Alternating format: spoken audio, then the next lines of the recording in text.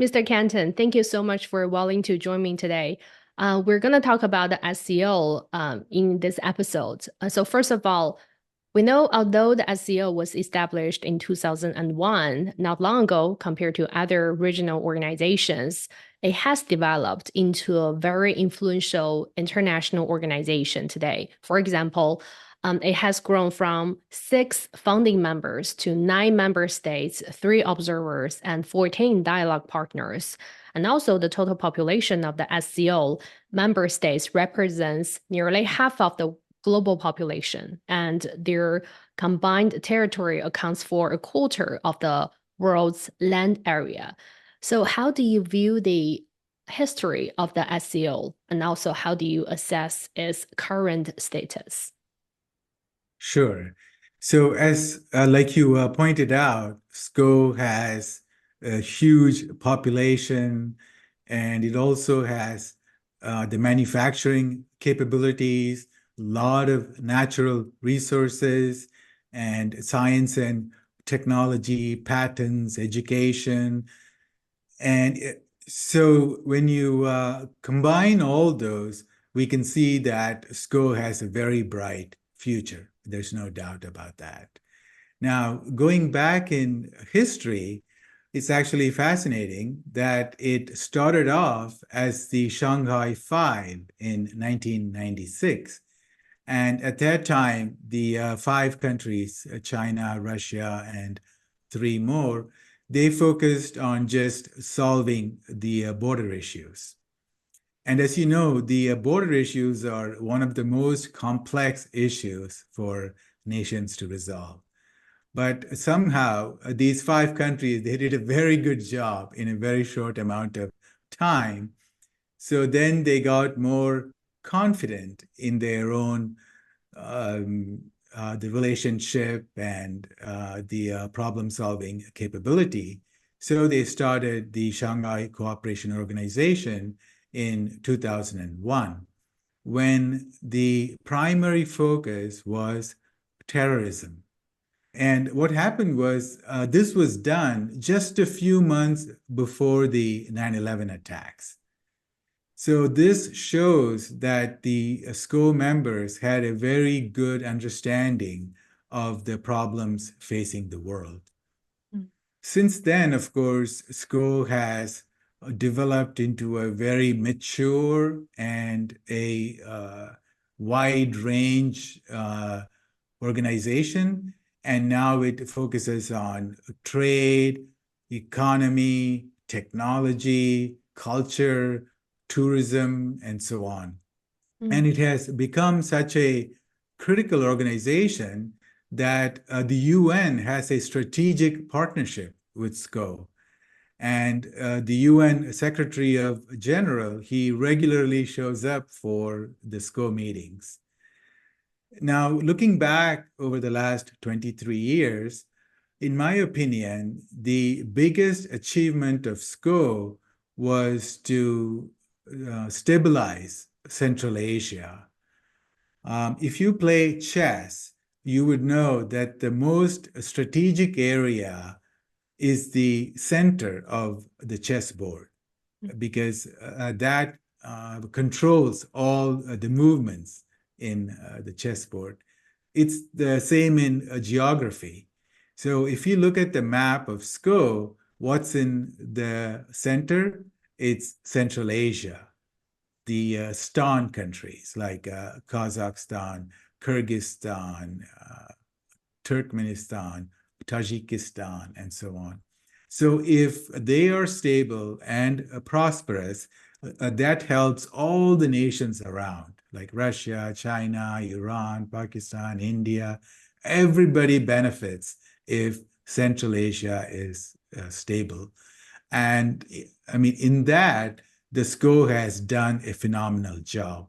Mm. But there's one piece of the puzzle left, and that is Afghanistan. Yeah. So I think China will be the major, will have the major role in stabilizing Afghanistan because China can build the infrastructure, factories, and all of that. And China is very patient with Afghanistan, and that will really help a lot.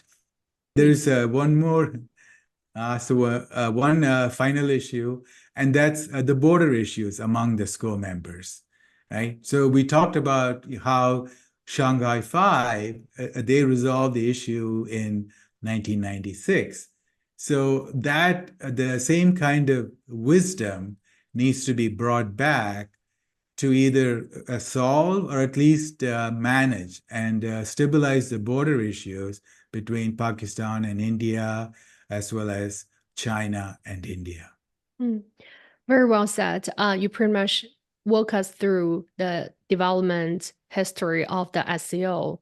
I would love to have you elaborate more on the counterterrorism part because apparently this is one of the major reasons why it was formed at the very beginning. So why is counterterrorism such a big priority for the organization? Sure. So we all know that terrorism is really horrible. For example, if we look at what happened in Moscow just 3 months ago, 4 terrorists went into a music hall and they killed 150 people. It's really terrible, and such events, they are very traumatic for the whole nation. And terrorism is very complex, it's very grave, and it cannot be solved by one country alone. And I'll give you 2 examples. One is if you look at, say, the Belt and Road Initiative, which is very successful, and we have 1,700 trains go from China to Europe every month. Okay, that's every month. So just imagine a train going from Xi'an to, say, London. Now, the Chinese police can secure the train and make sure that it's okay until it reaches the border. And then the train goes into the next country, which may be, say, Kazakhstan. And then China has no control. Then it's up to Kazakhstan to protect the train while it goes through maybe thousands of kilometers through the nation.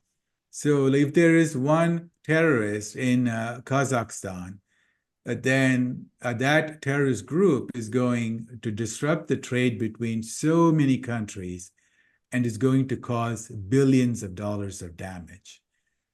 So just in that, the example alone, you need cooperation of maybe 15 nations to protect that one train. So that's the first example. The second example is if you look at the Xinjiang terrorists or the separatists, thousands of them, they went to Syria in about 2013, 2014, and 2015. One estimate is that there were more than 10,000 separatists who were in Syria, who came from China, and they joined the Al-Qaeda, the ISIS, and all these terrible organizations, right? And these people have now 10 years of real fighting experience. These are not just the normal terrorists. These are like very, very war-hardened, and they know all the weapons and the tools. And these people, they want to come back to China and cause a lot of havoc. So the best way for China to solve this is to have cooperation with all the countries in the neighborhood, like, say, Syria and Turkey and Iraq.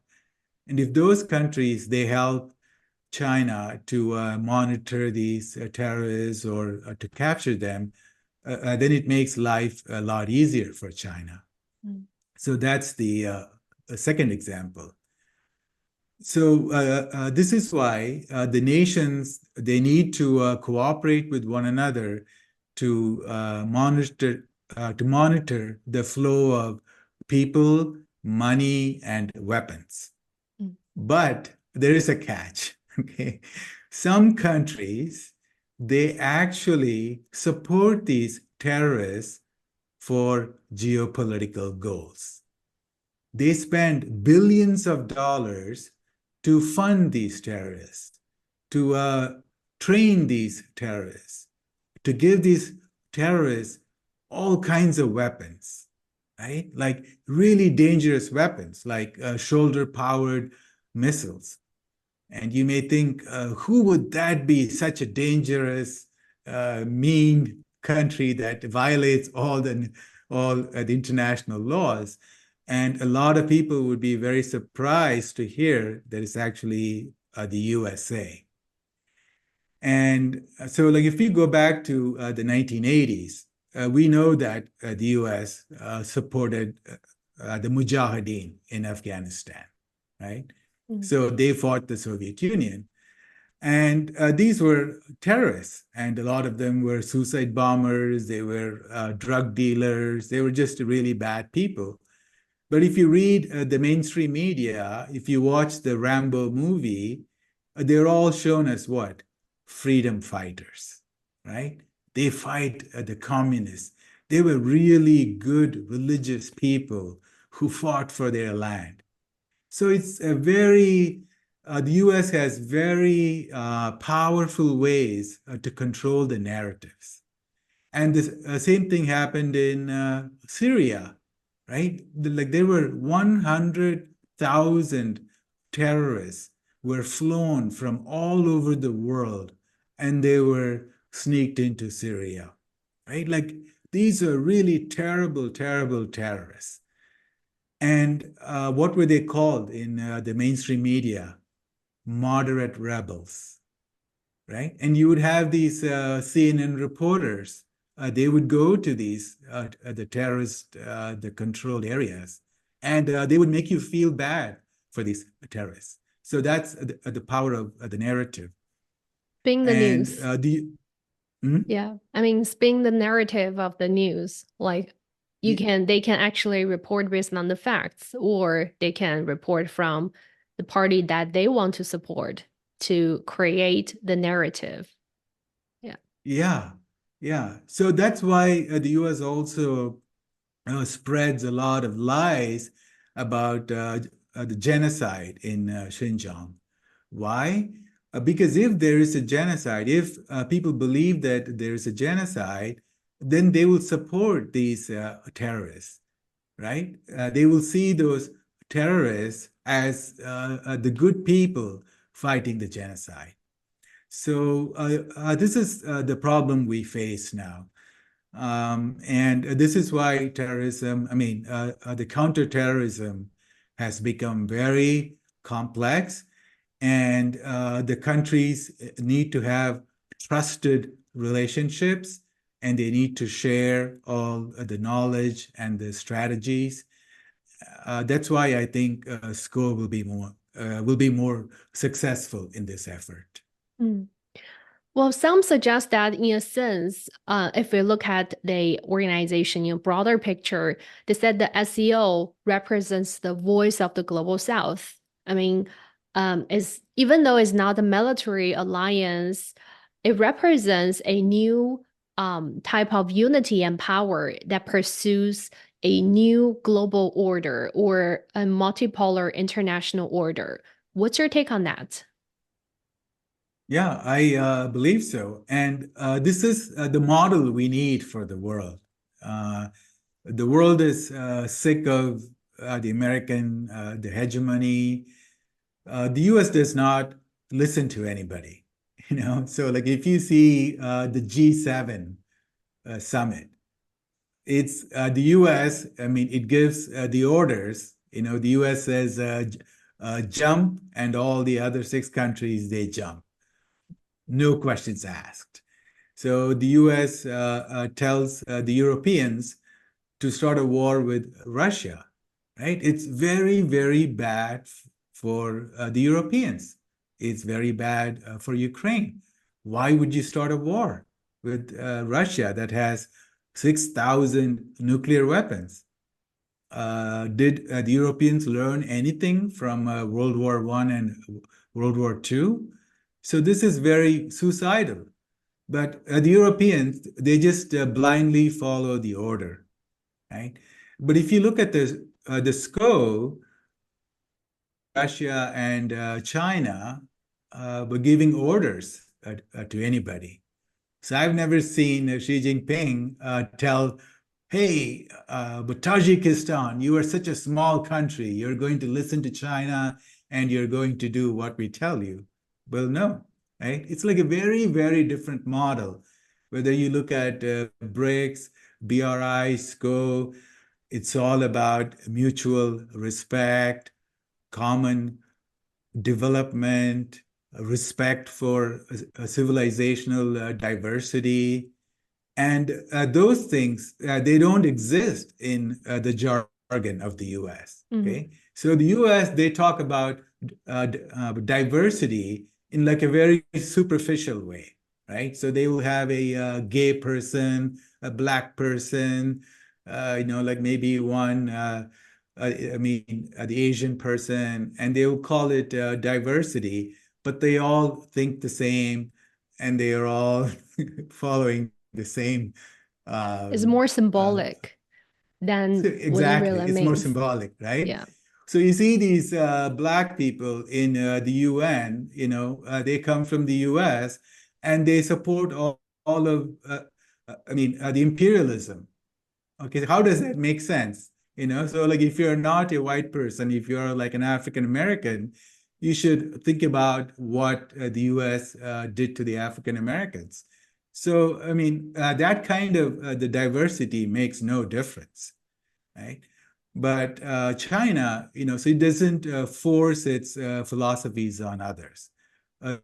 Same with, Russia.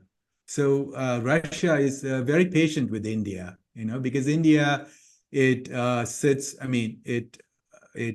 straddles both sides, the US and Russia. The US will always would tell India, oh, you should not buy weapons from Russia. You should not buy the oil from Russia. But the Russians, they never would tell India what we should do or we should not do. Right. So it's like a very different philosophy.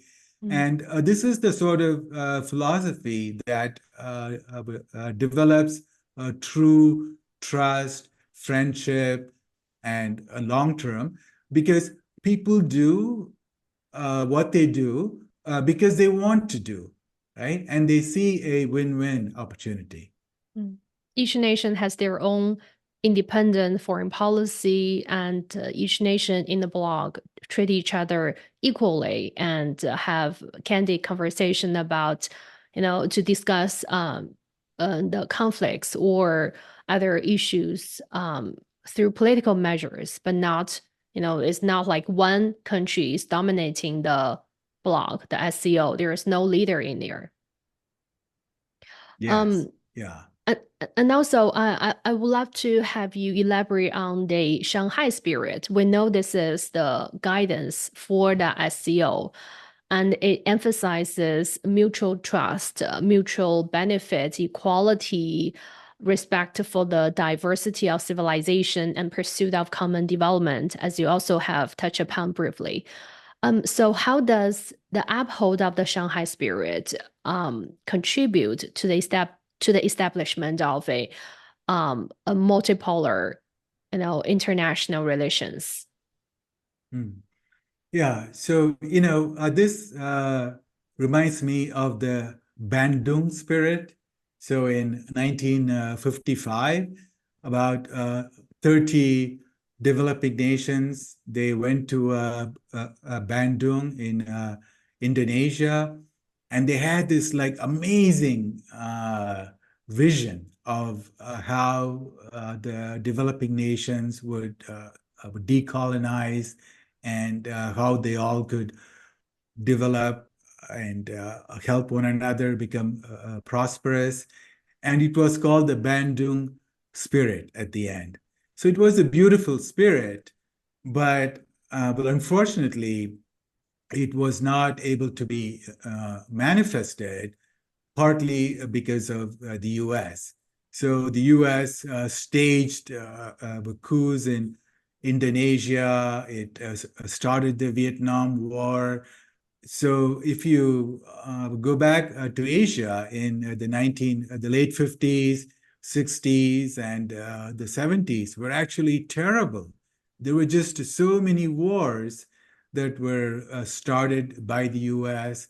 and the U.S. it put in ruthless dictators in Asia.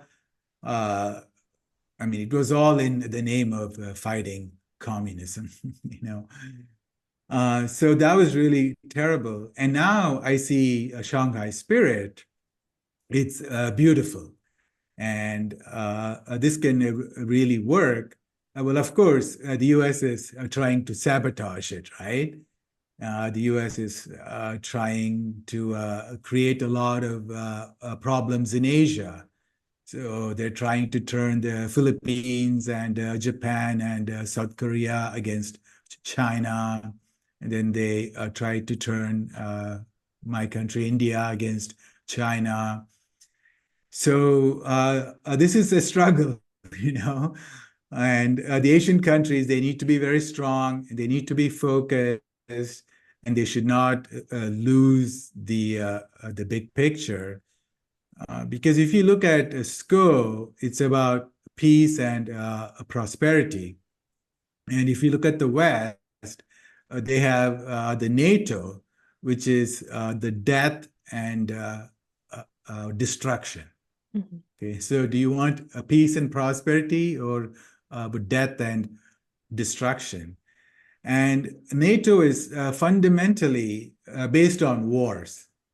You know, so like if you have, say, Russia and the Europeans, if they have peace, what happens to NATO? Well, they have to shut down NATO.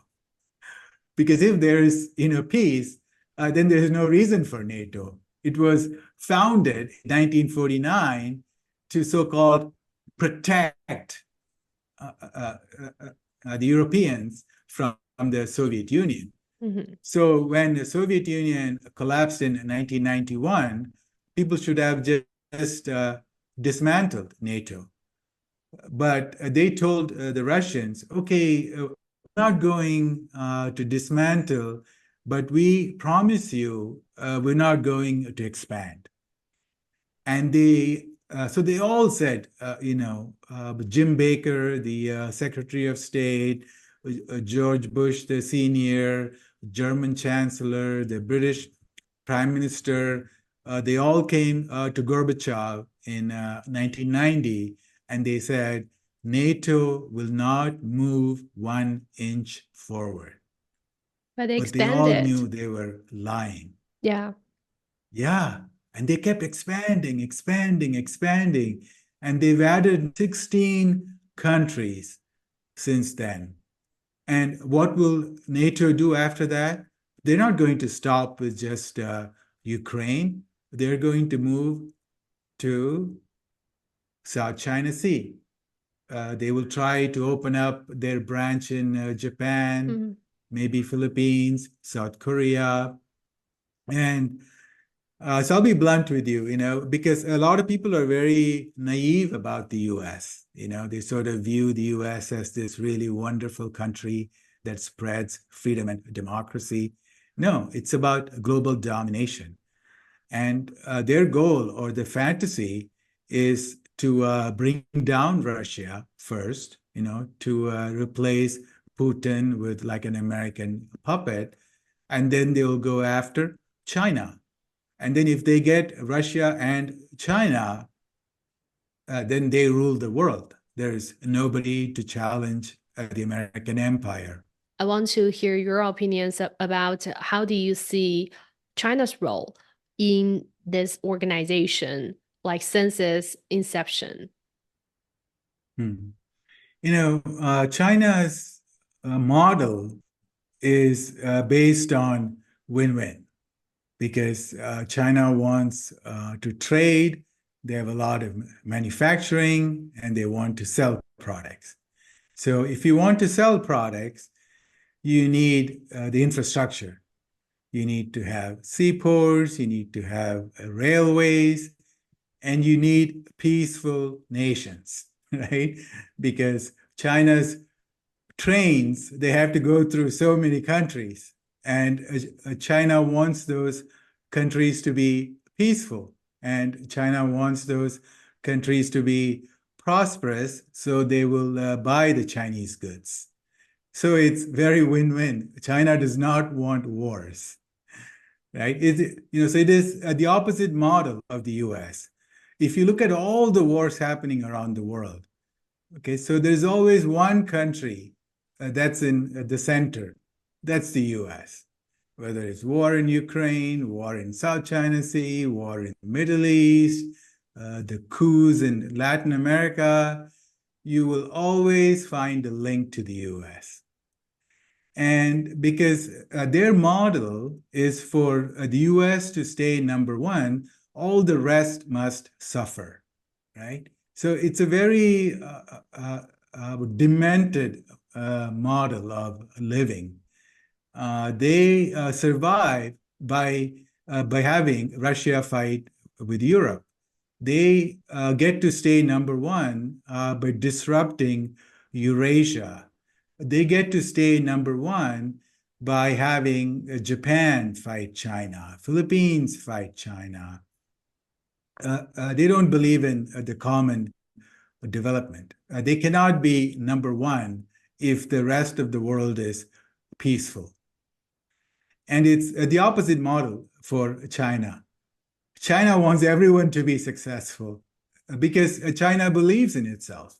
China goes, okay, so if you're successful, you will buy my car because I know I can work hard and make a really good car that you would want to buy, right? And that kind of the mentality does not exist in the US anymore.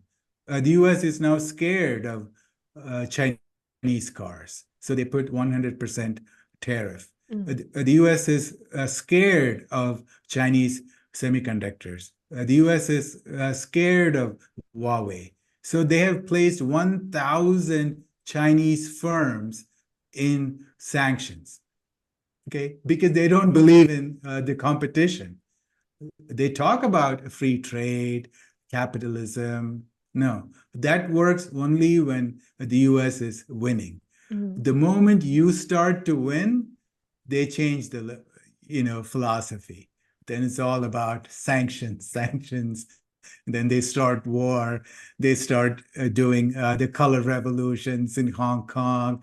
They will send arms to Taiwan. They will, do things in Xinjiang. It's all about destabilizing to keep others down. So the China model, so for example, like take Saudi Arabia and Iran. What did the US do for the last 70 years since the end of the World War II or so? They play the divide and rule. They make the Sunnis fight the Shiites, Saudi fight the Iranians, the Iraq fight Iran. It's all about death and destruction. What did China do? It brought Iran and Saudi Arabia together. Nobody thought it was going to be possible, right? It's like there were so many religious tensions, geopolitical tensions, resource tensions, but China did a magic. I don't know what they did, but they brought Iran and Saudi Arabia together. Why? Because from China's point of view, if the Middle East is, stable, the Chinese firms can come and build bridges and railways and schools and hospitals. Huawei can do the 5G. The Alibaba can do the e-commerce. So it's a win-win all around. And I think that's why China's philosophy is right for SCO in BRICS, BRI, and all of that. It's like the very same philosophy. And they've been doing the right thing, and they will continue doing so. Well, you talk about BRI a couple of times. We know a lot of countries joined or being a part of the SCO are along the route of the BRI, Asian Silk Road. I mean, so how do you see the integration of these two, the integration of the Belt and Road Initiative and the Shanghai Cooperation Organization? Yeah, that's a perfect marriage made in heaven. Those two organizations, they perfectly fit one another's mission, values, and goals. So if you take a look at some of the poor countries, like say Pakistan, Afghanistan, they would really, really benefit from SCO and BRI. They would benefit from the security aspect of SCO. They would benefit from the development aspect of BRI.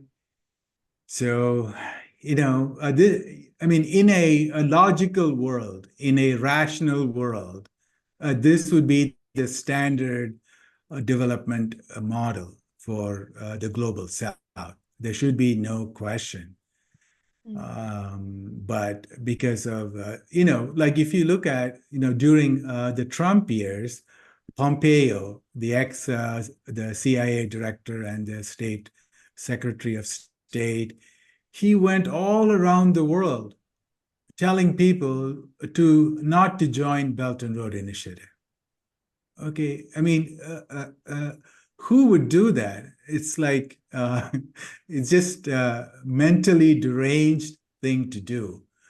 And this is why, for example, so I believe that one reason Latin America, Central America and South America have been so poor is because they are so close to the US. Because if China had been, where the US is, Latin America would be very prosperous. Okay, they would have all these amazing manufacturing centers and seaports and airports and railways. There would be like bullet trains between Brazil and Los Angeles. China would have done a great job. But it's sad that they all have to be poor so that the American empire can be strong. That's very unfortunate. One last question for you. So what are your thoughts on the future prospect, the future development prospects of the SCO as it expands? Because we know this year is very likely Belarus will becoming a full member joining the SCO. So what does the future look like for this organization? Yeah, the future looks bright. And I think the one major thing, if they could solve, would be the China-India border issues and to make China and India better allies. And it's so sad, because we both have thousands of years of civilization. And for 2,000 years, we both were best friends. The Chinese philosophers would come to India. Buddhism spread from India to China. And the Chinese ships would bring in the porcelain and tea and all and silk to the southernmost border of India. And then from there, the Indian ships would take that to the Middle East, and then from there, the ships and the camels would take them to the Roman Empire and so on.